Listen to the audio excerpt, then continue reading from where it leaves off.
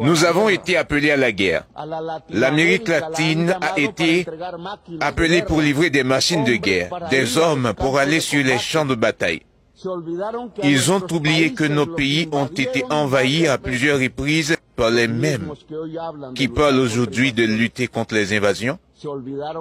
Ils ont oublié que pour le pétrole, ils ont envahi l'Irak, la Syrie, la Libye. Ils ont oublié que les mêmes raisons qui sont exprimées pour défendre Zelensky sont les mêmes raisons avec lesquelles la Palestine devrait être défendue.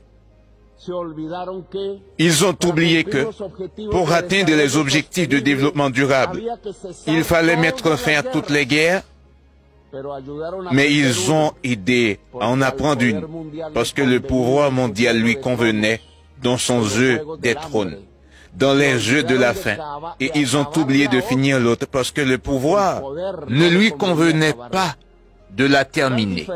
Quelle est la différence entre l'Ukraine et la Palestine?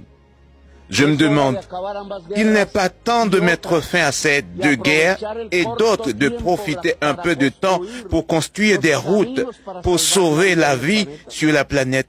En tant que président de la Colombie, le pays de la beauté, un groupe au sein de l'humanité, de millions d'ouvrières, de femmes du quartier populaire, des indigènes, des noirs, des gens de la campagne et du marteau de la jeunesse de toutes les couleurs ont décidé de choisir la majorité de me faire parler ici devant vous. Je vous propose de finir la guerre pour avoir le temps de nous sauver. Je vous propose que les Nations Unies organisent dès que possible 2 conférences de paix. Une sur l'Ukraine et l'autre sur la Palestine. Non parce qu'il n'y a pas d'autre guerre dans le monde, comme dans mon pays, mais parce qu'elle enseignait la paix dans toutes les régions de la planète. Car les deux, et seulement les deux, mettraient la fin de l'hypocrisie comme pratique politique.